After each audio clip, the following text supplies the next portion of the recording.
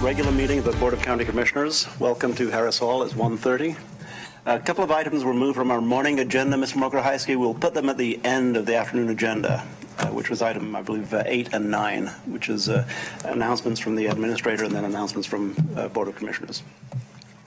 So as we move into our afternoon session, we'll begin with item number 12 on the agenda, which is Order 1711-2811, in the matter of awarding $50,000 to Regional Accelerator and Innovation Network, RAIN, to be distributed over 2 years.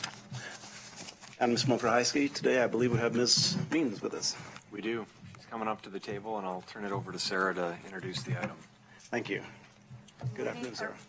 It's not morning anymore. I'm normally in front of you in the morning. Good afternoon. We are here today to speak a little bit about a $50,000 contribution to RAIN, Regional Innovation Accelerator and Innovation Network. You might all recall, I think everybody was here with the exception of Commissioner Williams when we last provided an award like this out to the Florence region. Excuse me. So several years ago now, the board chose to allocate $50,000 to Oregon RAIN for the Florence area to do programming out there as an opportunity to do more rural outreach with this type of programming. So within the last few months, Caroline Cummings and I actually had a discussion around how we could continue these services out in rural communities. Certainly aligns with the work that we're doing with our Rural Prosperity Initiative. And we decided that perhaps Oak Ridge and Lowell were a location that were ripe for this type of programming. So we discussed that at length. We actually had multiple conversations with both the city managers in Lowell and Oak Ridge, and they agreed that this type of service and programming would be appropriate in their communities. So we're here today to ask the board to consider additional funding to Oregon RAIN for in the amount of $50,000.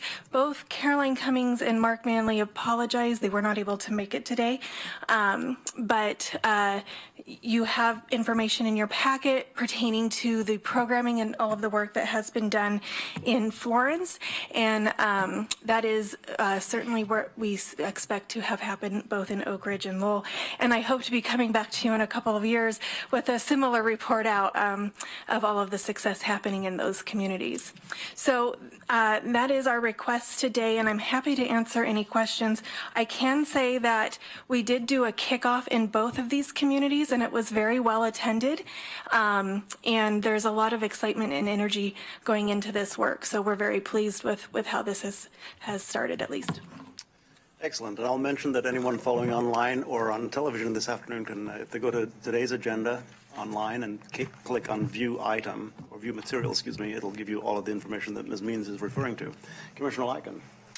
Thank you, Mr. Chair. So I really don't have any questions, Sarah, but as someone who serves on the board of the local accelerator, I will tell you, and as someone who has gotten to know Caroline Cummings pretty well over the last few years, she does an outstanding job, really, as we call the venture catalyst. Yes. And really does, and I think the organization as a whole does a very good job in making sure that folks are trained, because you never know.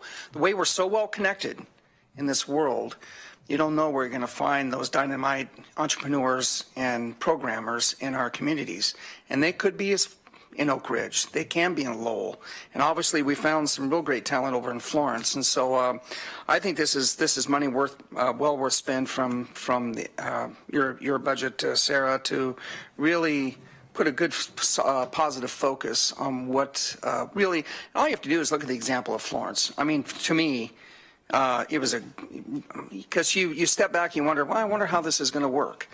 Ends up working quite well, and the attendance was superb.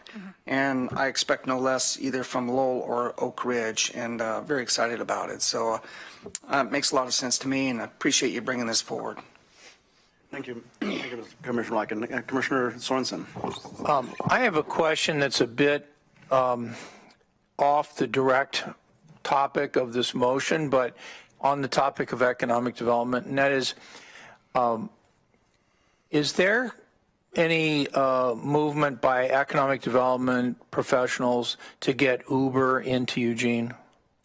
Is that something that's coming up? Because I over Thanksgiving, I had some relatives come in from out of town, and they were shocked, and they couldn't believe this. And I said, well, I don't know where we would bring this up other than to talk about the impact on economic development. And it seems maybe relevant here because these people are trying to get people to invest in their good ideas once they get them going. And I guess that's the main topic. But what do you think about that? Is that happening? Is that not happening? What do we need to do to get this off a dead center? So I can tell you that some of my colleagues over at the Eugene Area Chamber of Commerce and Technology Association of Oregon are having lengthy conversations about this topic exactly, and I believe there was a city council meeting last night where there was some public testimony around the topic, and a couple of weeks ago as well. So yes, there is a lot of conversation in the community right now, and certainly my colleagues at those two organizations in particular have, I think, championed some of those conversations around bringing Uber to the community. I think that there are a number of individuals that see that as a benefit, and certainly as we continue to grow our different business sectors, it is of value to them, and so that's why you see folks like Matt Sayer at the Technology Association of Oregon and of course Brittany Quick-Warner at the Eugene Chamber having those conversations with elected officials. And so is Uber allowed in rural Lane County but not in Eugene and Springfield? So I would have to defer to our land management division and others probably to answer that question. Mm-hmm. Well, I just think that it's something that we should be talking about up here and doing something about. You got it. Thank you. I can comment quickly on that. Commissioner So Sorensen, thank you.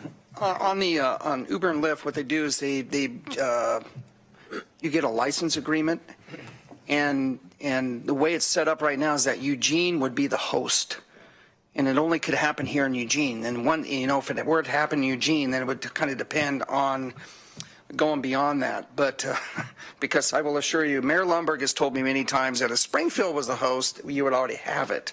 And based on just different conversations I've had with her, and I think part of it is her daughter lives in D.C.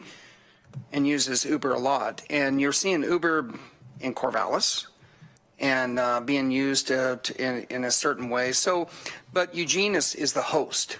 And so it's got to be passed out of the host city first before it could go beyond the borders. And right now, that's just kind of where it's stuck. So, but I would agree with Sarah, Commissioner Sorensen, connect with Matt Sayer from the Technology Association. And he is really, he's, shall we say, among other things, very passionate about this. And so that would be a good person to connect with along with the Eugene Chamber. And I've heard that the city of Eugene, the city council has it on their agenda, but I'm not sure exactly where it is in the process. So.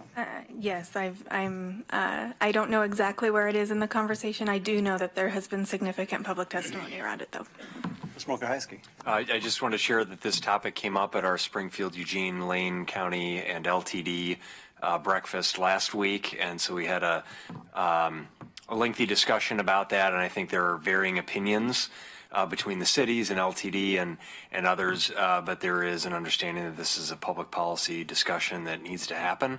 I'll also share that Sarah and I are meeting with city officials, city manager, and the community development director this afternoon, and so we'd be happy, Commissioner Sorensen, to bring up this topic and provide you and the rest of the commissioners some additional information about the city's process going forward. Commissioner Sorensen, thank you for bringing that forward. My quick Uber story, yesterday I had business in downtown Portland, and going around downtown Portland with your own car is ridiculous.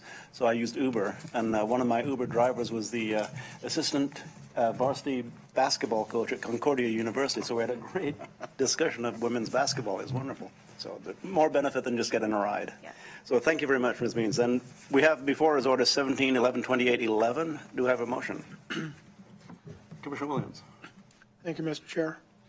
I move that Order 17-11-28-11 in the matter of awarding $50,000 to Regional Acceleration Innovation Network to be distributed over 2 years. Second. Moved by Commissioner Williams, seconded by Commissioner Lycan. Discussion to the motion. I see none. I'll call for the vote. All those in favor, please say aye. Aye. Passes unanimously. Thank you, Ms. Means. Thank you, gentlemen. Have a good rest of your day. Thank you. Mr. Mokrahayski, item 13A on our agenda is providing direct staff whether or not to proceed, et cetera. I have it incorrectly listed as an order. We do not have an order on this today. It's just a discussion item potentially with the direction for staff, which is usually followed by head nods or something such. So, Ms. Mokrahayski, we have item 13A, which is in the matter of providing staff direction to staff whether to proceed with the processing of a sale of a tax foreclosed property back to the former owner.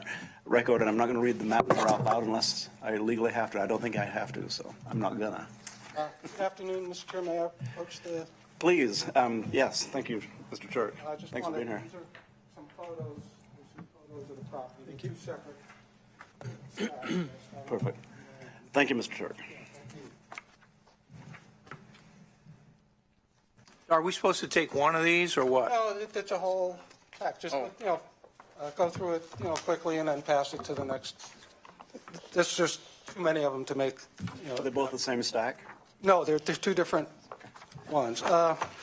Again, good afternoon, Mr. Chair, members of the board. What staff is here for is to get some direction on. There's been a request to sell a recently tax foreclosed property back to the former owner.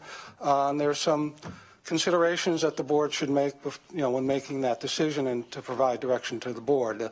To do some background, the property was recently foreclosed upon at the end of September.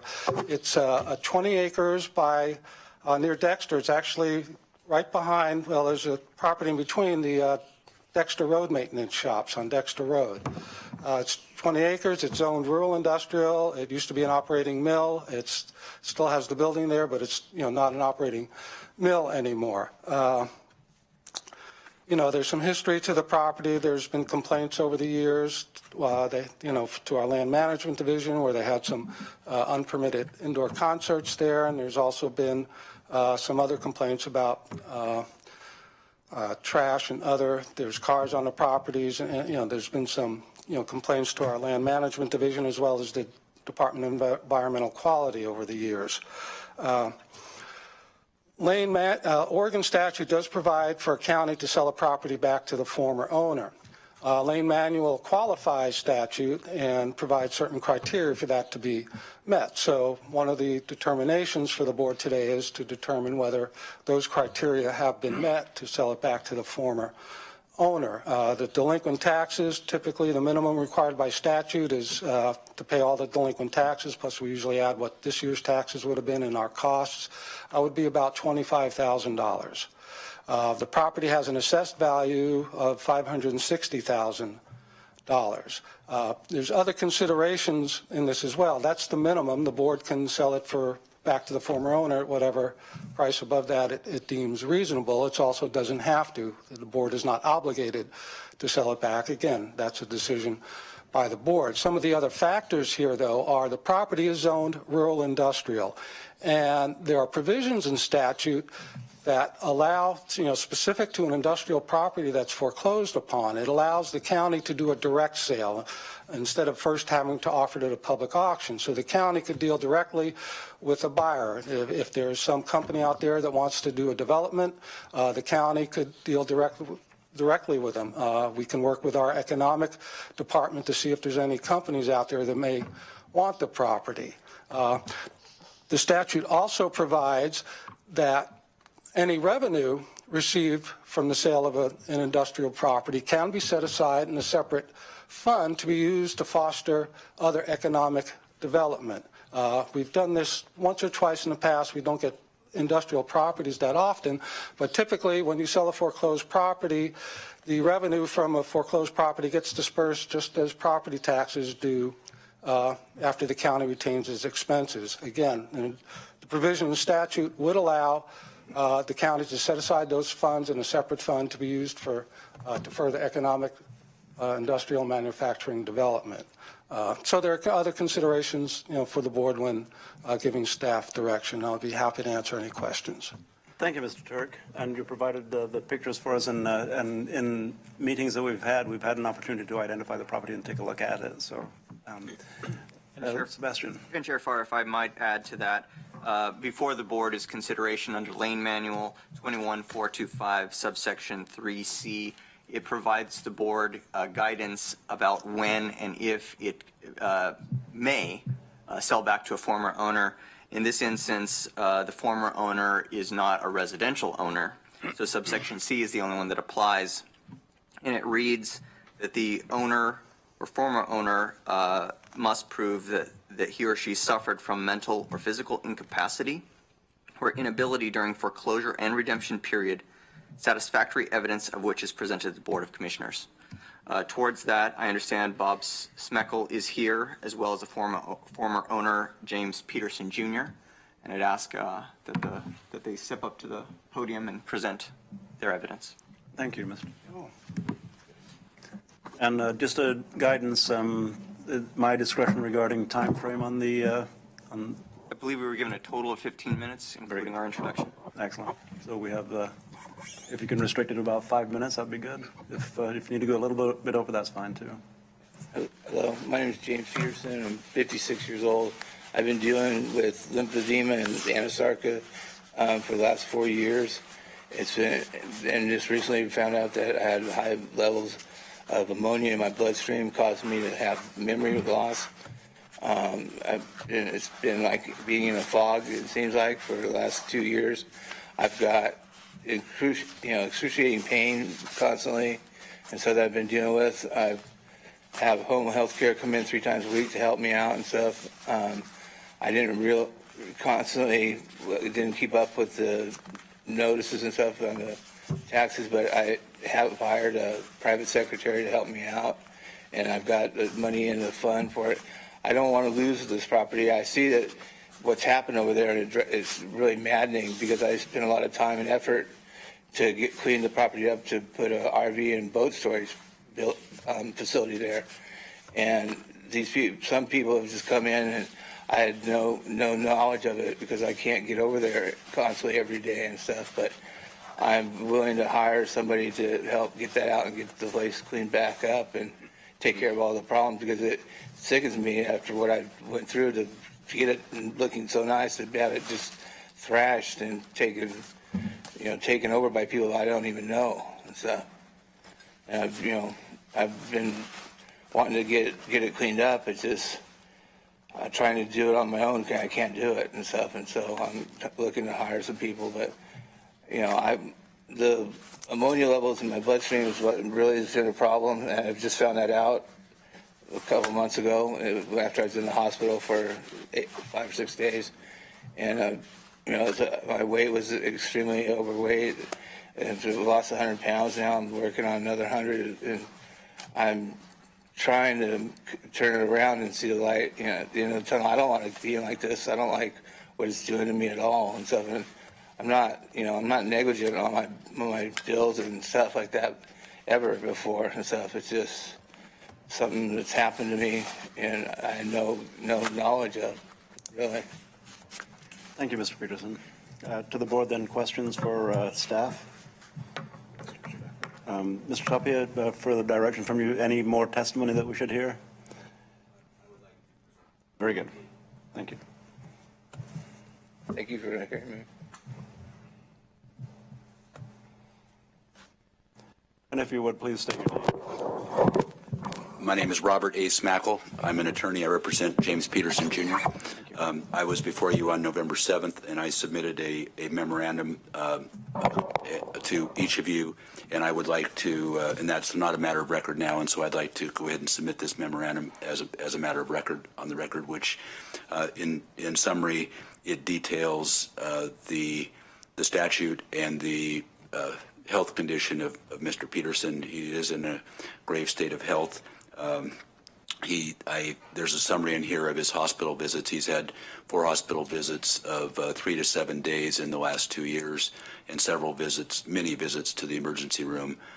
His condition from the medical reports is definitely impaired, and I would request that based upon what the detail in this memorandum and the summary, I would request that Mr. Peterson be given an opportunity to purchase this property. The funds that are needed to purchase that are in my client trust account and available to purchase the property for the amount of the taxes. Thank you, Mr. Smekle. If you want to leave that with the staff right there, we'll get entered into the record for such. Thank you, gentlemen. Is that the correct nomenclature, entered into the record, Mr. Tapia?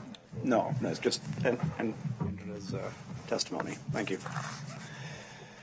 Very well. Any further directions to the board? Then Commissioner Bozievich. Thank you. So I just want to maybe review with staff a little bit what the process is for tax foreclosure, how long that takes, and what the notifications that have been mailed over this time. So if you could kind of just walk me through the first year I failed to pay my taxes through actually getting a foreclosure, if you want to.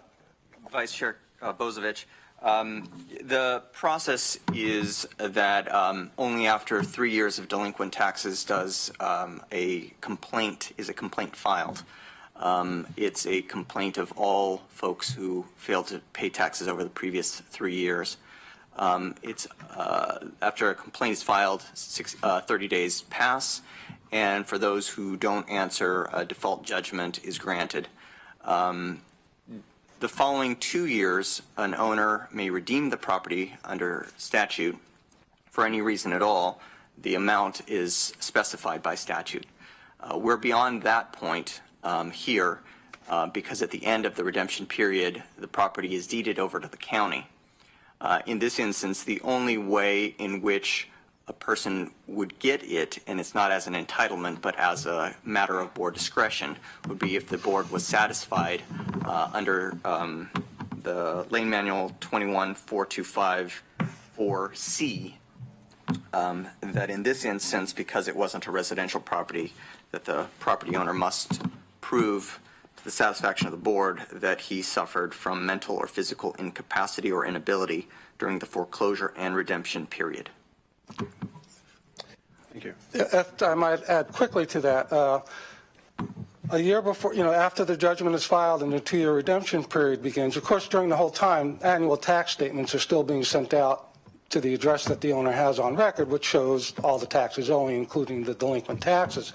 Also, a year before the end of the redemption period, when it's going to be deeded to the county does a search to find all the interested parties, lien holders and whatever, and sends notice a year before the end of the redemption period saying, okay, on such and such a date, if taxes aren't paid, the property is going to be deeded to the county. And those are sent regular mail and registered mail a year before the end of the redemption period. And Vice Chair Bozievich, if I could answer the second part of your question concerning notification. The tax office sends regular notifications concerning the process. The tax office did have 2 attempts returned to that office. However, in October 2016, there was a signed return. The signature isn't legible. I can't tell at all who signed it. However, it was sent to a P.O. box, and the tax office provides notification to whatever it is, the address that the taxpayer requests. So this would be information presumably Mr. Peterson would have provided to the tax office originally. Okay, so from the beginning of non-payment of property taxes to when we actually took possession, is that, I'm a little confused, is that a 5-year period or 5 year? 5 years. Okay. So, thank you. Thank you, Commissioner Bozievich. Further questions, Commissioner Lycan. Thank you, Mr. Chair. So I'm just going through the information here. Jeff, it looks like the property has a market value per the tax roll of approximately $560,000. Right, that includes the land and the improvements on it. Sure. That's assuming it's clean and doesn't have all the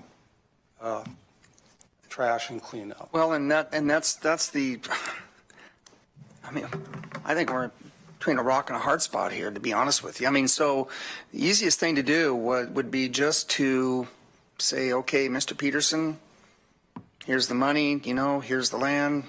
We'll accept the check, wash your hands, and walk away.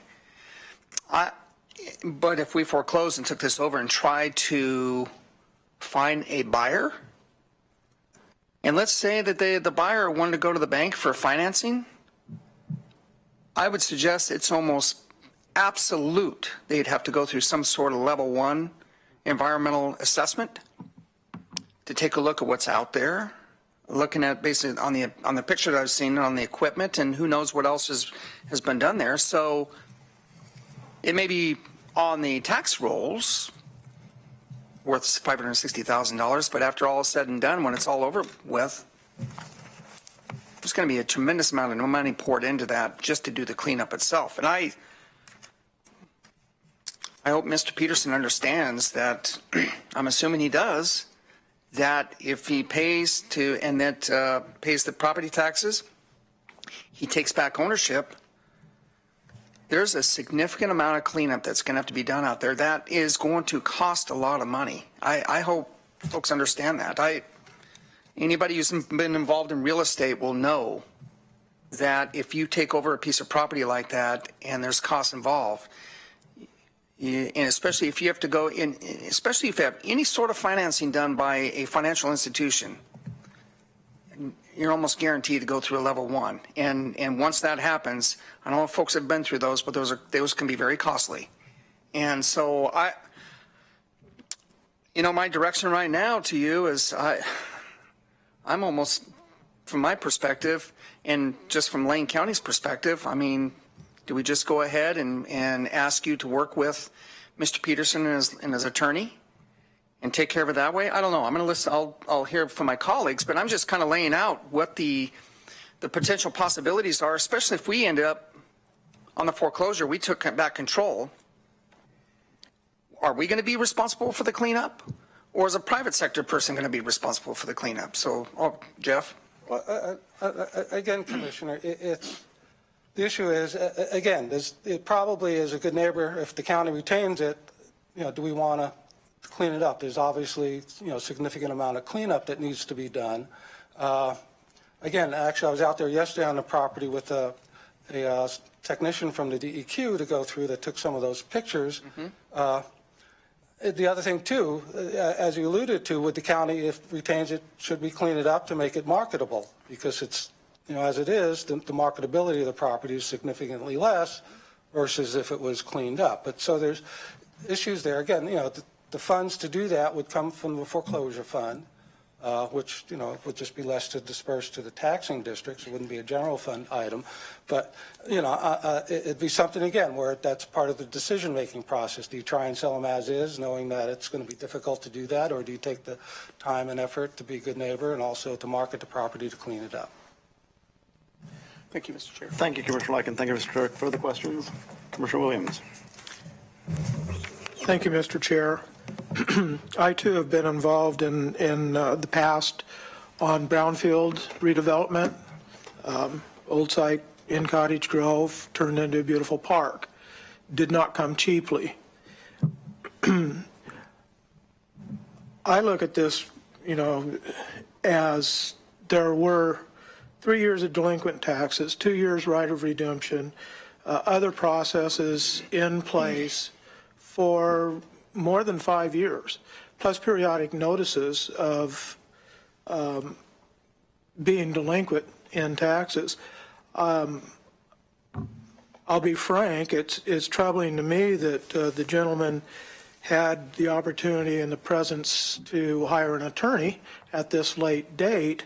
However, that does not resolve the fact that there's these pictures are horrendous. And I'm glad that we have them, because my experience with this particular property is in the last month or so from neighbors and adjacent property owners of this property who are extremely distressed that they have lost control of their neighborhood. They're afraid to go outside because of the nature of the characters that are now habitating on this piece of property. You look at these photos and you see that there's waterways, rivers, tributaries, creeks. You see barrels of who knows what are in there. The environmental damage is pretty clear. You don't have 50-gallon drums of something laying out in the weather, corroding, and not have some sort of adverse situation there. As I say, these photos are horrendous. And as for me, I'm advocating for the neighbors and adjacent property owners out there who have called me and asked me for relief from this situation. And so I'm afraid that's pretty frank and pretty stark, but that's my concern is about the neighbors who have had their property values impacted negatively. Their quality of life is severely hampered because they're afraid to enjoy their neighborhood. Their children have to be watched more closely and scrutinized. It's a very disturbing turn of events. I just, for my part, will not yield on this. I believe that the gentleman had an opportunity to redeem this over time, and for whatever reason, it wasn't prioritized in his life, and I'm very distressed for those people that live adjacent to this mess. Thank you, sir. Thank you, Commissioner Williams. Commissioner Sorensen, then I have a couple of quick questions. I was going to ask Mr. Tapia some questions about the rules that you laid out, the lane code. Apparently, the requirement that's a burden on the part of the former property owner, when it's not a residential property, is they have to show, and I think I heard 3 things, one of 3 things. Could you go over that again? Under Lane Manual 21425 sub 4C, that the record owner or contract purchaser of record suffered from mental or physical incapacity or inability during the foreclosure and redemption period, satisfactory evidence of which is presented to the Board of Commissioners. So it's not during the 3 years that they didn't pay the property taxes, it's during the redemption period. Is that correct? Or is it during the whole 5 years? It's the entire period, foreclosure and redemption period. So all of the 5 years? Yes. Okay. And then each one, it's written in an or, this or this or this.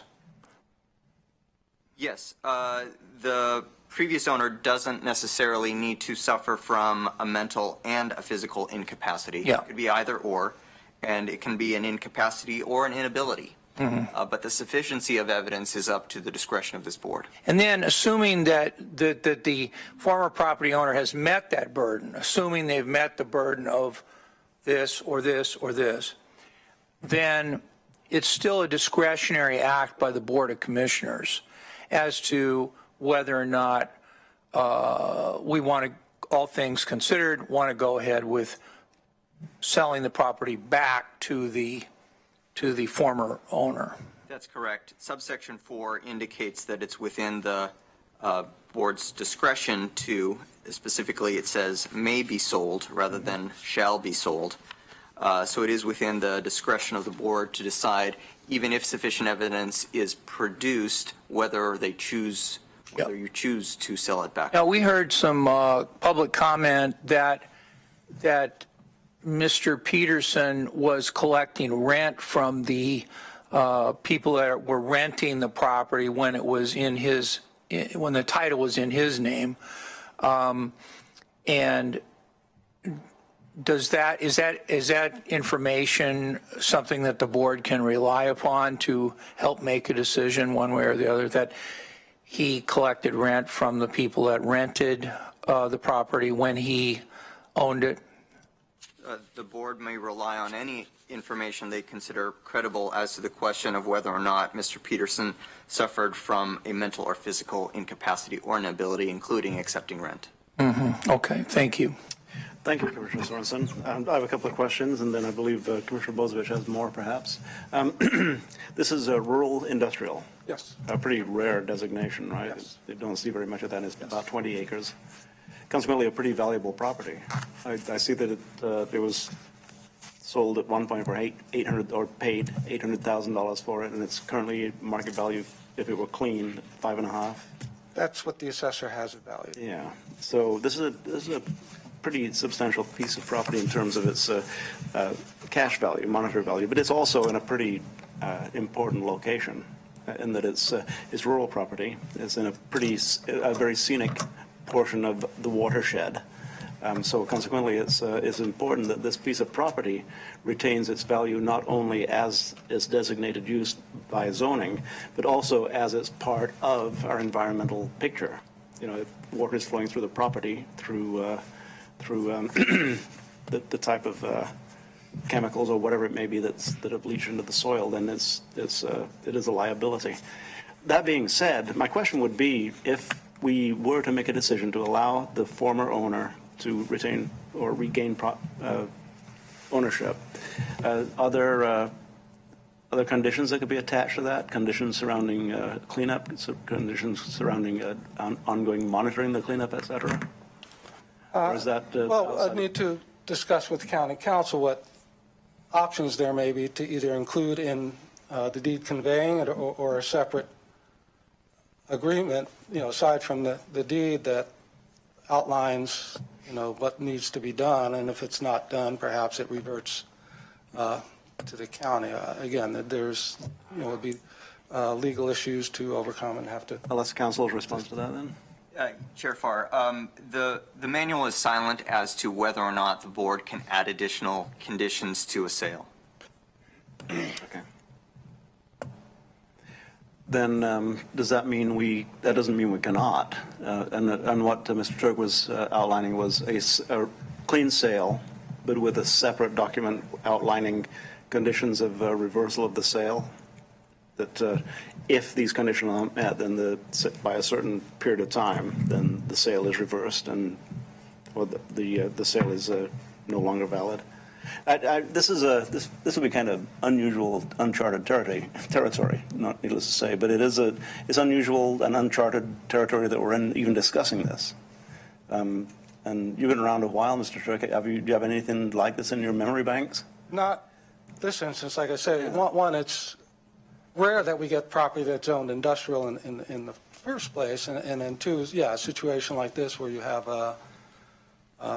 this particular situation. We've gotten properties before that, has needed cleanup, and maybe not so much, to this level, but, as far as the options with this property, because it is zoned industrial and does present other options that the board can do. Plus, again, typically, just to go back, sometimes we put a condition in deed, like, when we've conveying a property to a nonprofit for affordable housing, they say, okay, you just have to use it for affordable housing for 10 years or some period like that. So this would be complicated, and there would also be work to be done because we don't know exactly what needs to be rectified out there, just how much. When I was out there, there's hazardous materials that need to be separate. I mean, as one of the commissioners was saying, you certainly need to do at least a level 1 and get, some experts out there to say this is how you need to deal with it, and then to write that up and the cost, so on and so forth. But it will just take time, but I imagine it could be done. And I listened closely to what Commissioner Lycan said about the easiest thing to do. It might be to just revert it to the owner and wash our hands, so to speak, of the being the owner of property that is questionable property. Okay, I'll think about that a little bit. Commissioner Bozievich. Thank you. So really, the current condition of the property, the current value of the property, all this is shouldn't be part of this discussion. What we're being asked here is, as the Board of Commissioners, whether there was satisfactory evidence presented of a mental or physical incapacity or inability during the foreclosure and redemption period. We take possession of multiple properties every year under tax foreclosure. This will have precedent-setting impact on all those as this section of Lane Code applies for all properties. It only applies for industrial. The first two sections, A and B, don't. But for every property in Lane County we take tax foreclosure, this exemption of being able to buy back after foreclosure is available to anybody. So we do need to tread carefully, and we should be specifically dealing with, was there satisfactory evidence provided? Now, I've had the unfortunate opportunity to have to, with my siblings, go through the process of having my mother declared incompetent by a court. It is a strenuous process and involved, and usually involves expert testimony.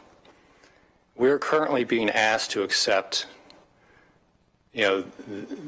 the testimony of the previous owner that has an interest and his attorney and some records from a few hospitalizations, that's sufficient evidence that over 5 years or 1,825 days, 1,250 work days, or 10,000 work hours, that Mr. Peterson has not had any ability during all of that time period to have ever acted to protect his interest in this property.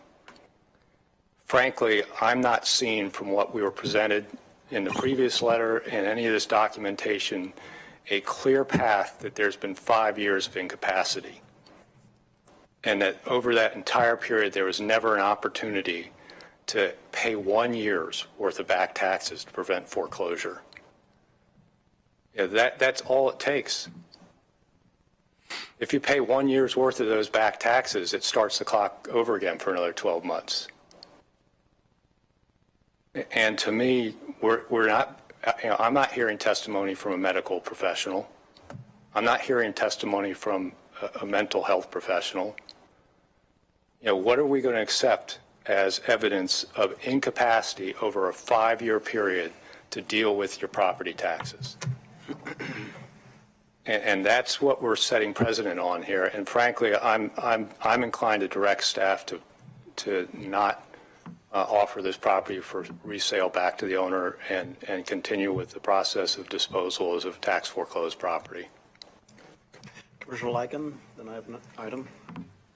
Thank you, Mr. Chair. And so I appreciate that, Commissioner Bozovich. I've heard Commissioner Williams pretty loud and clear.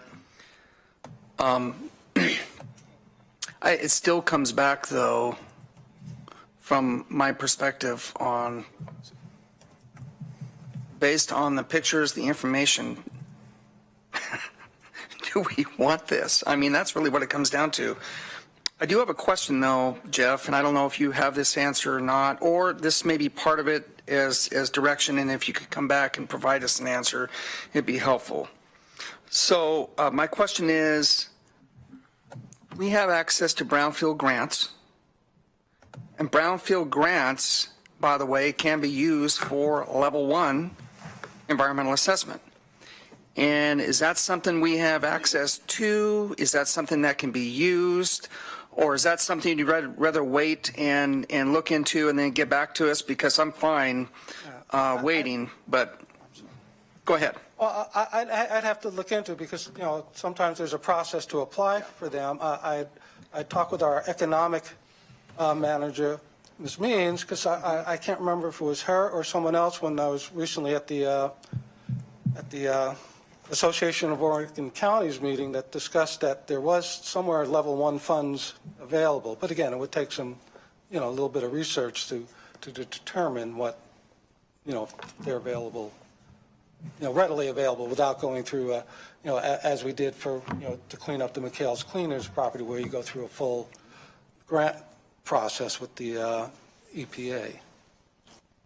I mean, something like this is obviously going to help in our decision making, and I think as far as providing you staff, I think Commissioner Bozovich laid it out from a purely straightforward even from a technical perspective. And so and here's Ms. Means right here. She could probably maybe answer this question. So right on the spot. And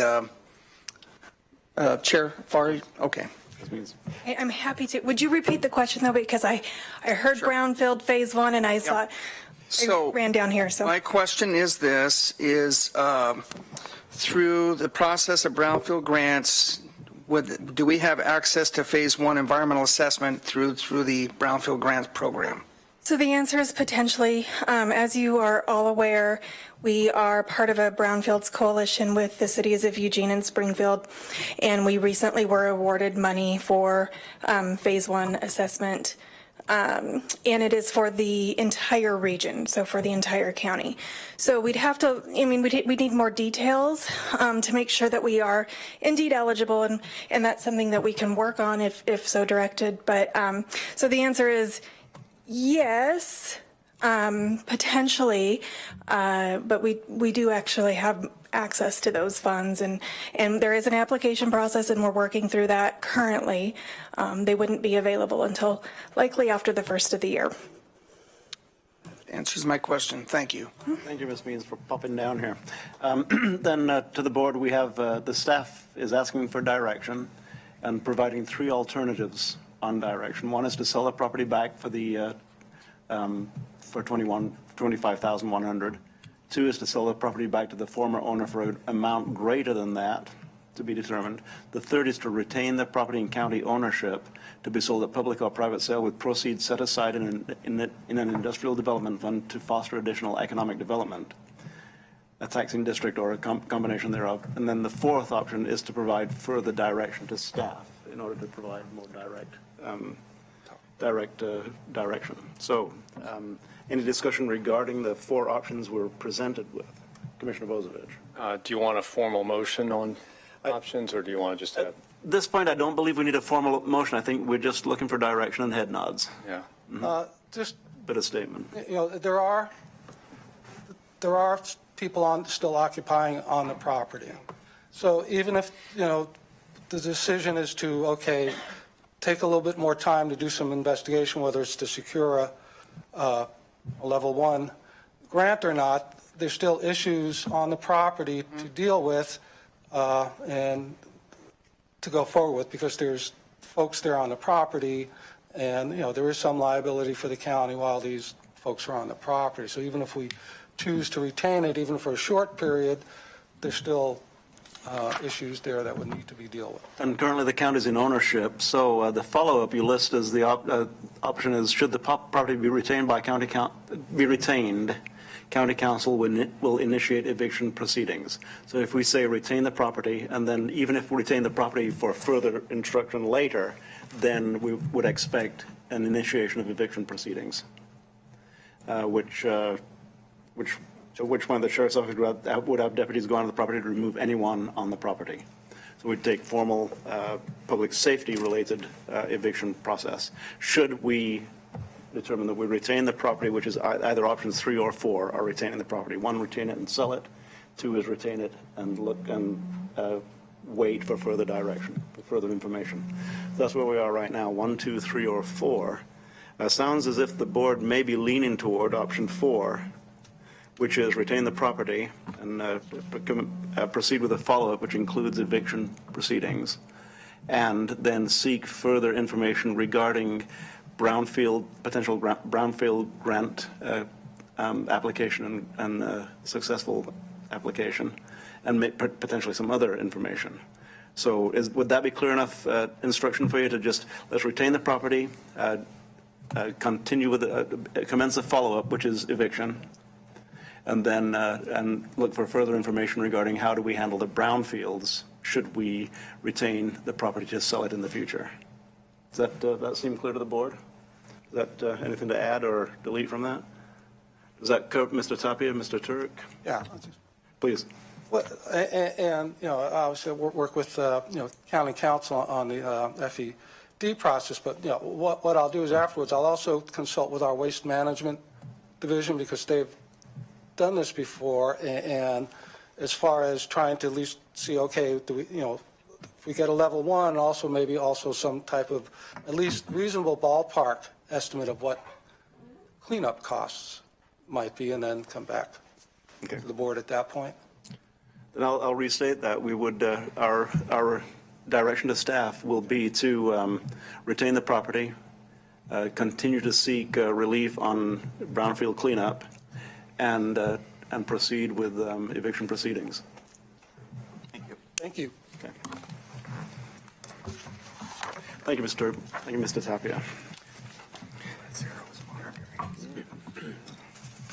That was grand.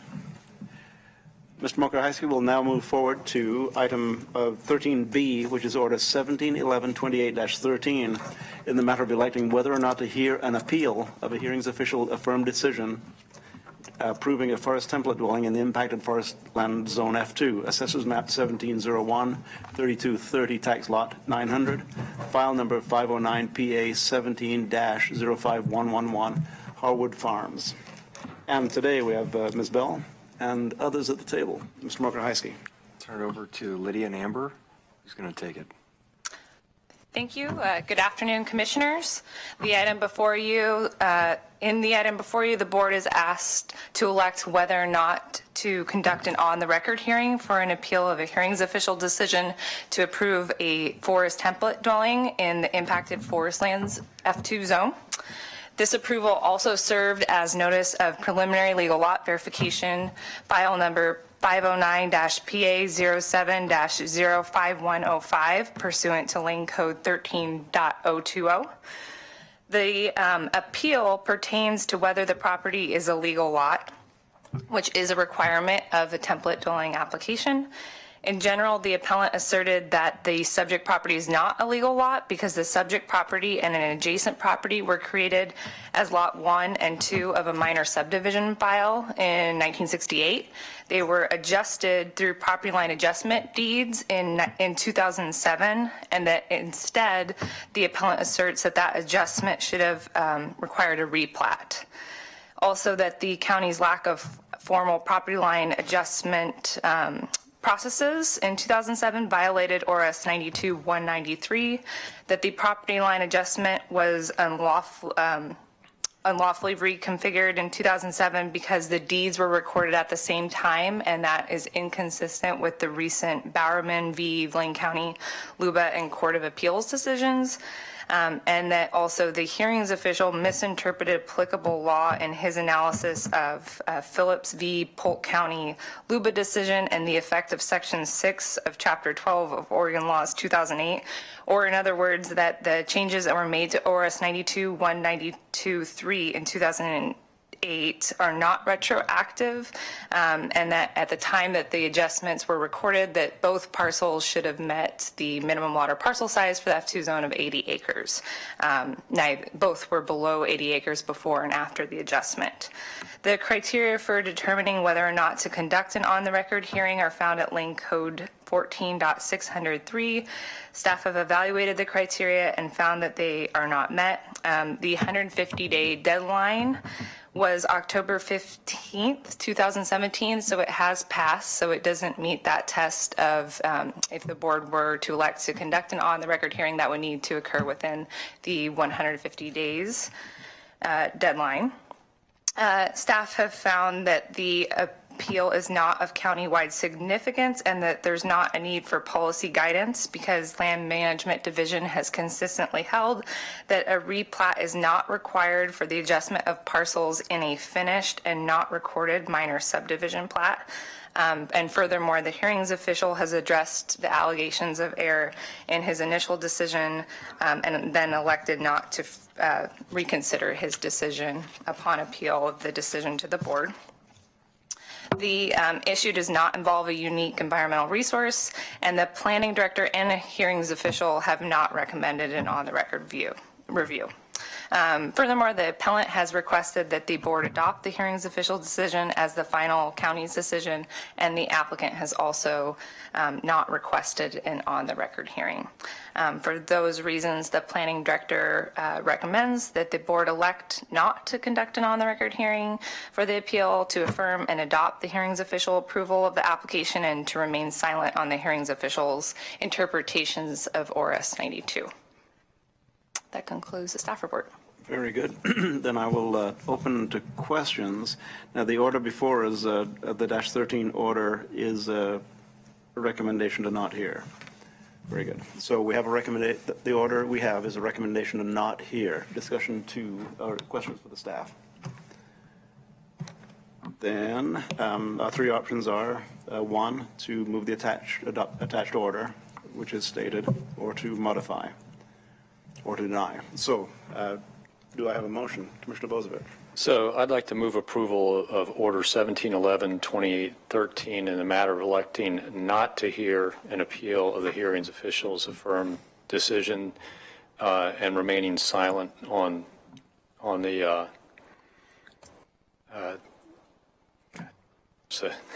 interpretations, sorry, and remaining silent on the interpretations of ORS.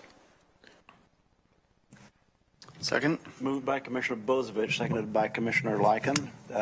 That the motion was sufficient for your need. And then any discussion to the motion? And the applicant has not requested a hearing. Very good. Then I see no discussion to the motion. I will call for the vote. All those in favor, please say aye. Aye. Passes unanimously. Thank you. Thank you. Then we'll move along, Mr. Mokraki, to item 13C, which is the first reading and setting of the second reading on ordinance number PA 1358 in the matter of amending the Rural Comprehensive Plan to redesignate land from agricultural to marginal land and rezone that land from exclusive farm use E40 to marginal land MLSR with site review.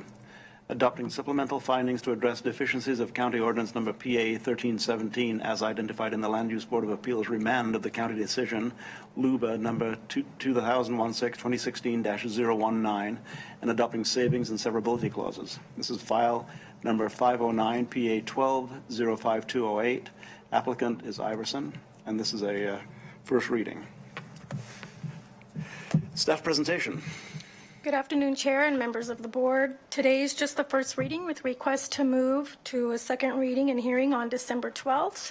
If this is your motion today, then the hearing will be set on that date in which you will hear a full staff report with public testimony. Thank you, Ms. Wright. Further staff presentation? Then we have before us a motion, a recommended motion. Do I have a, a recommended movement? Do I have a motion? So, Commissioner Bozievich. I'd like to move approval of the first reading for ordinance number PA 1358 and setting the second reading and public hearing for December 12th, 2017 at a 1:30 time certain. Second. Moved and seconded. Moved by Commissioner Bozievich, seconded by Commissioner Lycan. Discussion to the motion? I see no discussion. I'll call for the vote. All those in favor, please say aye. Aye. Passes unanimously. Thank you, Ms. Wright. Thank you, Commissioners.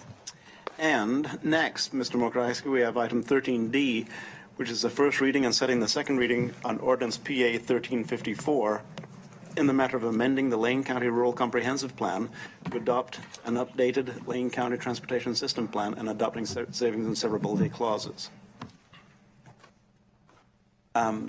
Good morning. Good afternoon, excuse me. Then today we have Ms. Taylor. Ms. Mokraki, thank you. Ms. Taylor. Thank you, Chair Farr, Commissioners. I'm Becky Taylor, Senior Transportation Planner with Lane County, and this is an exciting moment in our history. We have been working for a couple of years on updating our transportation system plan. We've had 4 work sessions with you, and we're nearing the adoption process. What we're asking today is for a first reading on 2 ordinances. One is for the adoption of the TSP itself, and the second ordinance is for some amendments to Chapter 15 to implement the TSP. So we're asking for the first reading to set date and time certain second reading and public hearing on December 12th at 1:30. And at that time, you'll hear a full update from staff as well as potentially hear from the public. We had 2 people speak in favor before the Planning Commission recently in September, and the Planning Commission recommended approval to you. Excellent. And I read the first ordinance, PA 1354. I'll now read the second ordinance, which is, this is the first reading and setting the second reading of Ordinance 1706 in the matter of amending Lane Code, Chapter 15, to update roadway performance standards, PM and NBA 12.916, 629.16, and 124.17. Now, these ordinance would be read sequentially for a second reading. Is that correct? Very well.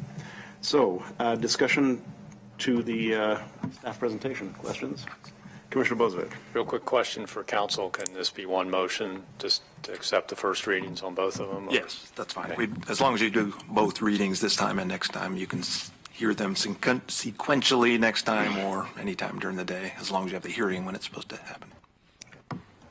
Your option then. You can read in both order. So I'd like to move approval of the first reading for Ordinance PA 1354 and Ordinance 1706, and setting the second reading and public hearings for both ordinances on December 12th, 2017 at 1:30 time certain.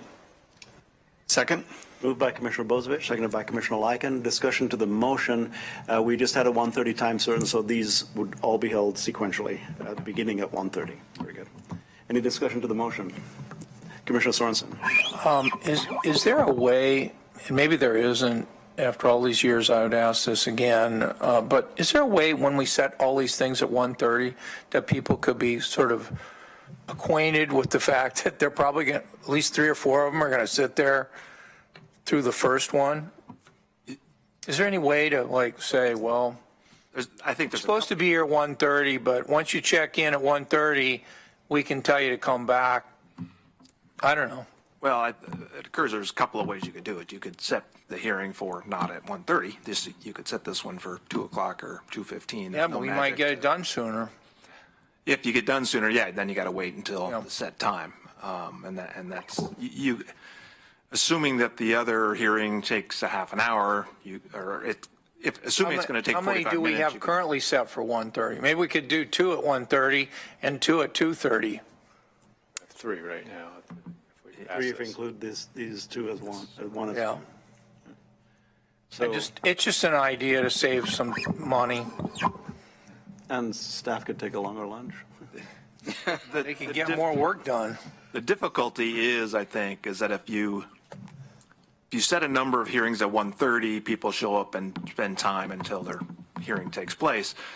If you set them all at 1:30 and tell some of them you can come back later, when do they come back? And if they come back, if they're set to come back 10 minutes after the first one ends, you've got the same situation that they're not there at the point of time. So I think you either set them all at 1:30 and people guide themselves accordingly, or you set them for specific times and set them out at different times so folks can organize that way. Commissioner Farr, Chair Farr. Also, I appreciate Commissioner Sorensen's question with regard to our interested parties. I can email all of our interested parties and let them know that there might be a delay just as a courtesy, if that's helpful. I think the same question arises. What if the first one is finished in 3 minutes and there's no delay, which we can't really predict sitting here today. So this may be the best way to do it, to just order sequentially and let the ask them to bring a book.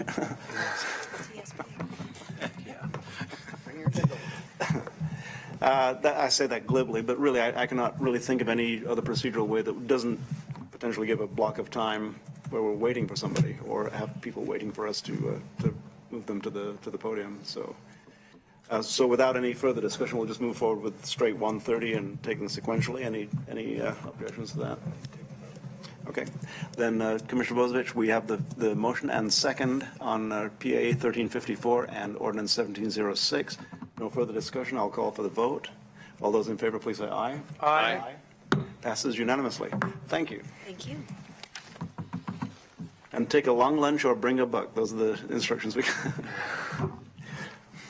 Then we'll move along to item 13E, which is a fourth reading of Ordinance 1353 in the matter of amending the Rural Comprehensive Plan to redesignate a 1.95 acre property from residential R to industrial I, and to change the zoning from rural residential RR5 to rural residential with site review RISR in accordance with Lane Code 16.252, Lane Code 16.400, Lane Code 12.050, Lane Code 16.292, Lane Code 16.257, and OAR 660-004-0018. Department File 509PA 15-05499. Applicant is Walsh. And Mr. Saba. Thank you. For the record, Rafael Seba. So just to refresh your memory, on October 31st, the board conducted a third reading in order to accommodate an open record period requested by nearby property owners and provide staff with an opportunity to amend the ordinance as it was proposed and add findings to address the site review suffix.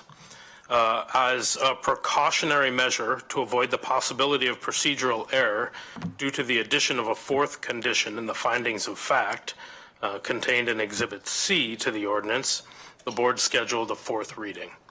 At this point in time, nothing has changed, and that was a precautionary measure. And the director now recommends that the board move to approve PA 1353. I'm happy to answer any questions. Thank you. And we were ready to move this, was it 3 weeks ago? But this, just as a precautionary, there's a slight change that we accommodated and had at the fourth reading. Commissioner Bozovich. Thank you. What are we approving? No. Sorry. Motion must be changed. Yeah, something with trucks, as if I remember. Yeah. No. So if there's no other questions, I'd like to move ordinance number PA 13, approval of ordinance number PA 1353. Second. Moved by Commissioner Bozovich, seconded by Commissioner Lycan. Discussion to the motion. Commissioner Lycan. Thank you, Mr. Chair. And Raphael, I just want to say thank you for working with us on this one. I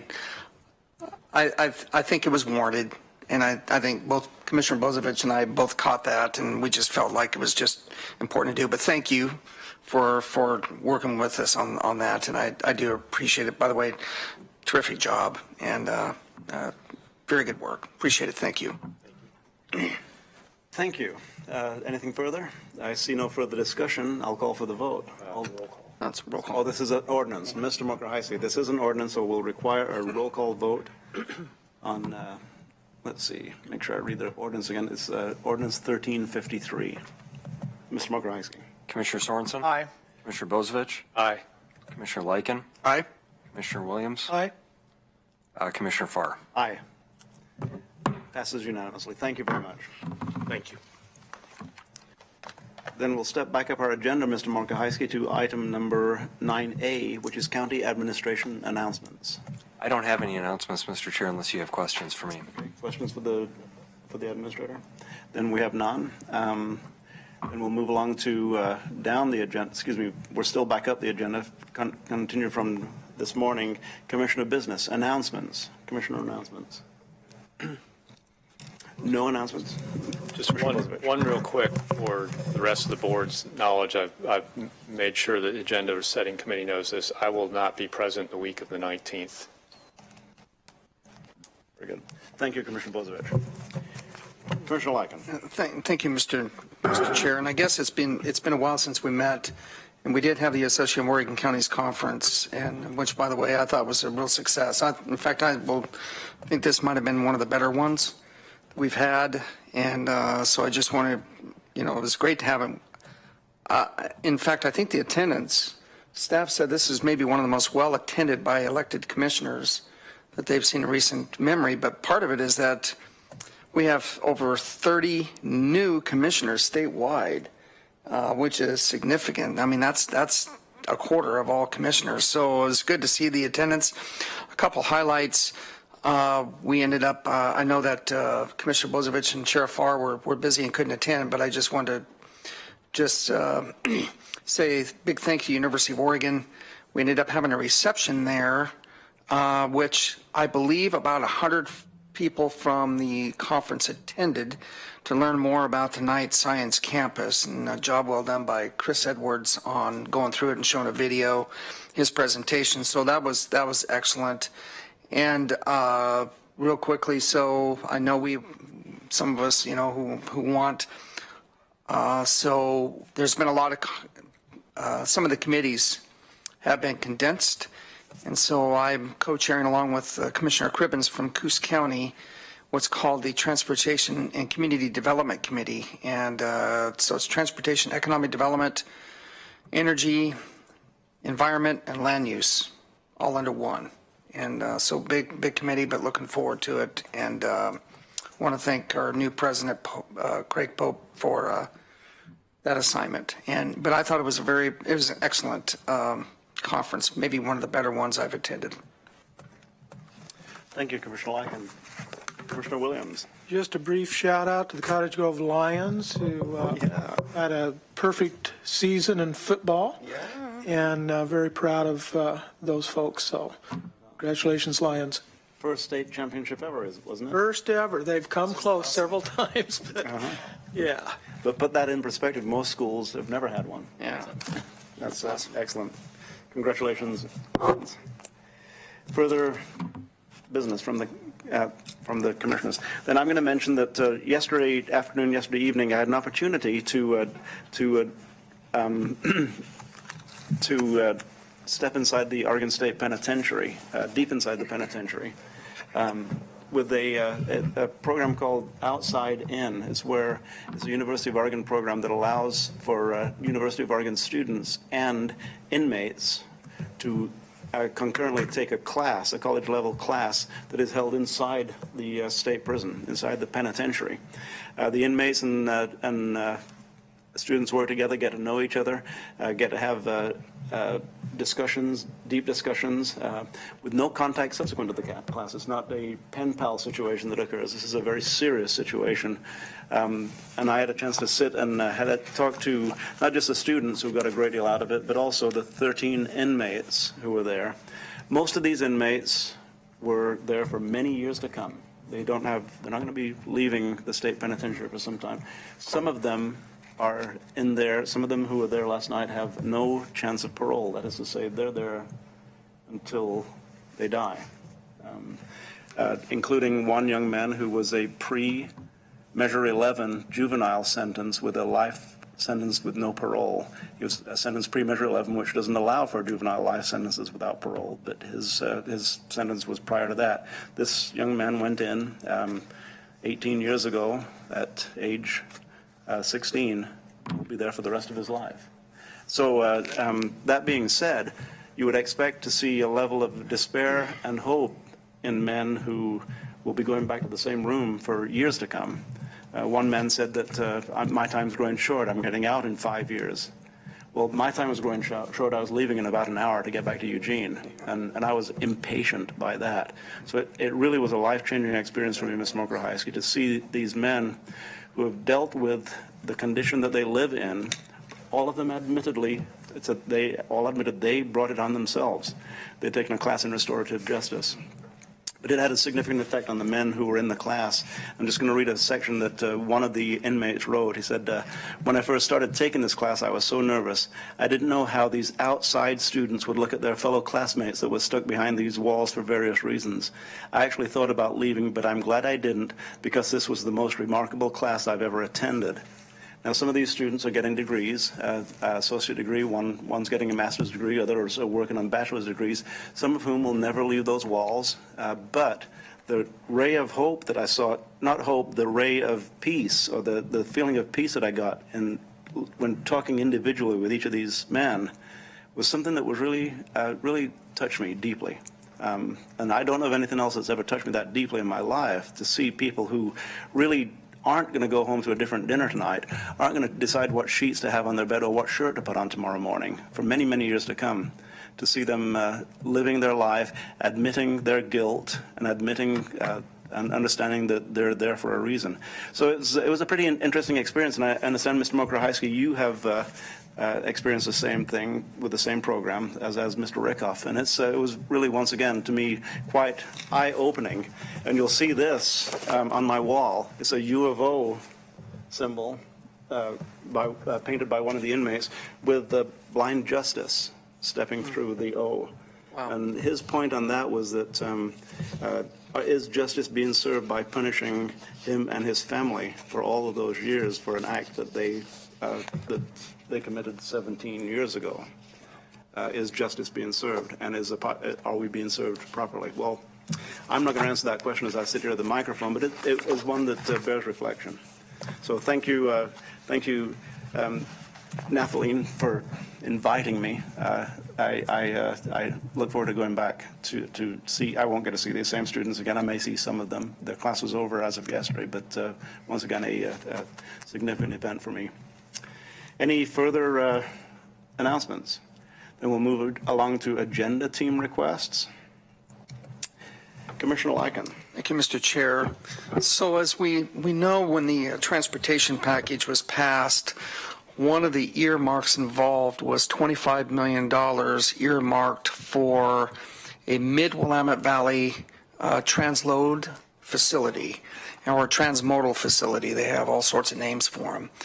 And clearly, Linn County has been highly involved in this, and likely they're probably positioned to receive a bulk amount of that earmark. But with saying that, I think it's important to support anybody locally who wants to apply for those dollars as well. And so we have a local private company who has a successful facility in West Eugene that would like to apply, and I believe they're going to apply and is interested in getting a letter of support from the Lane County Board of Commissioners to send to ODOT in supporting their efforts. Their facility is really, the thing I like about it, it's linked directly with the Coos Bay Rail link. And as we know, we've been supporting what the Port of Coos Bay has been trying to do, but also supporting the efforts, even from going back to Congressman DeFazio and when Governor Kulongoski was in office, and supporting the efforts of improving the Coos Bay Rail Link. But anytime I think you have a private, an organization who wants to apply, and they're here in Lane County, I would like to see if we can get head nods to give direction to probably Mr. Kyler to write a letter of support to ODOT in supporting their efforts. And that's... Commissioner Lyken's asking for support, head nod support on that. Any questions or head nods? I'm good with it. Okay. And will that come back in consent or something for board approval? Most likely in consent, I would think. Which is perfect. Yeah. Very good. Okay. Then you have a head nods on that. Thank you, Commissioner Lyken, for bringing that forward, and thank you, Mr. Kyler, I believe, probably buzzed you. Commissioner Sorensen. Are we on the follow-up? On the follow-up for agenda team? Agenda team, yes. Yeah. With today's action on the pilot, I was wondering if we could get a report back in about 6 months on how that's going, so that we are monitoring that within the 1 year period to see whether there are problems, and if there are problems, are they getting solved? Yeah. And I would agree with that personally. In fact, I'd temper it a little bit in saying prior to 6 months, if needed. In fact, when talking to the people at North Eugene High School last week, they would like to see something within a couple of months of the first site being established. Now, it doesn't have to be necessarily a report back, but what I would probably do personally is conduct just a town hall, just to give more of an informal update, with more of a formal check back at 6 months. Yeah, my idea isn't that we need to go to all that. If we want to, that's a proposal that we could do. I have no problem with it. I'm just saying, I think part of good board practice is when we establish something like that, we just don't let it go without having a marker down the road far enough that today we think, well, that would give us 6 months to decide whether we thought that program should be jettisoned, whether it should be expanded, whether it should be continued, whether it should be modified, whatever. Thank you, Commissioner Sorensen. It also serves the added value of giving a report to the people who are somewhat skeptical about the action that we took today, people who think that, some of their concerns had not been addressed. So any questions on that? Then, Mr. Mokrahajski, that would be a request. Any further agenda team requests? I see none. Yes, Commissioner Williams. I do have a question. I spoke a little bit to Commissioner Bozovich at lunch about this. Regarding the issue with marijuana and the testimony we heard this morning, that it appears that there are two sets of rules here. One outlined by the legislature with a time in there to where things were enacted before and things by the county after. I may have those backwards. In short, that is an example of, I'm looking for sort of the timeline and the history of that process, so I can better speak with the people in the district that have this concern. Clearly, we're hearing one thing, and citizens are hearing another from their legislators from Salem, and I'm just hoping that I can get some clarification, whether it's a white paper history timeline or something. It'd be most helpful to me. I don't know where to begin, so I just did. Well, I think that Mr. Settlemeyer referenced a question that I had earlier. What are our responsibilities and what is our authority? Responsibility doesn't change. We are responsible to the people who live here to maintain a safe and livable county.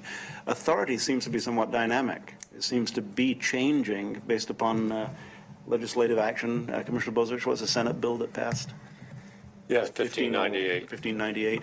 So that seems to be dynamic. So I think, Ms. Mokrahajski, that we probably should put it on our radar screen at least, that we need to monitor what's happening regarding county authority to pass rules, ordinances, code, language, whatever it may be, to regulate marijuana growing.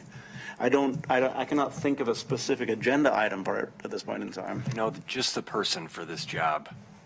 Our pot expert, Sarah Chinsky. All right. Yeah. She's done, and I say that because she's done a lot of research over several years and was engaged in the in the original rulemaking process and monitoring all of that work. So I imagine that there is that a lot of what you're asking for already exists. It's just dusting it off and providing it maybe in a simplified, streamlined manner. Timeline format. Yeah. Excellent. Yeah. So I have that as one of the assignments. So a report back then, is that the correct nomenclature? We can do, and maybe we can talk at agenda team about whether or not it's a report back or it's just and there may be value if the commissioners feel like having a discussion in a board meeting would be a good thing, then we certainly can do that. But I'm envisioning at the very least a 1 or 2 page sort of timeline and overview of responsibilities and authority. I don't want to, Mr. Dingle will make the decision about who gets it, but I know Sarah Chinsky is, who's moved over to county council, is our resident expert on marijuana law. I miss her residency expert knowledge on other things also. So this then is not a request for a board meeting or a report back, just gathering of information for the agenda team to take a look at, whether it's this year's agenda team or next year's agenda team, to see if it warrants a further discussion at the board level. Okay, does that seem good? Okay. Thank you. All right. Then we'll move along to item number 14, which is a review of assignments. Mr. Mokrahajski. So I had 4 things. First, just the follow up on item 13A, based on the board's direction to retain the property, the tax foreclosed property. You asked for additional information on brownfield funding and then to pursue the site cleanup work that would need to happen there. So that's an assignment. The second is Commissioner Likens' request for a letter of support related to the transload facility discussion. We'll talk about where to assign that. Number 3 was Commissioner Sorensen's request for report back. We did in the board order that you approved. It notes that we'll report back in a year, but what I heard the request is to report back in 6 months on how that's going. So we'll assign that, I believe, to Mr. Manella. And then Commissioner Williams' request for a briefing or white paper on the responsibility and authority of the Board of Commissioners related to all things marijuana. Officially, that's all right. Very good. Any further assignments that Ms. Mokrohajski missed? I see none. Then we'll move along to item 15, executive session as per ORS 192.660. We do have need for executive session today. Subsequent to my reading as into executive session, we will recess and reconvene in executive session, which we may return out of, or we may not. So, the Board of County Commissioners will meet in executive session to consult with counsel concerning the legal rights and duties of a public body with regard to current litigation or litigation likely to be filed. This executive session is held pursuant to ORS 192.6602H, which allows the Board of Commissioners to meet in executive session for the purposes listed. Representatives of the news media and designated staff shall be allowed to attend the executive session. All other members of the audience are asked to leave the room. Representatives of the news media are specifically directed not to report on any of the deliberations during the executive session, except to state the general subject of the session as previously announced. No decision may be made in executive session. We reserve the right to come back out into public session should the need arise. We are recessed and in executive session.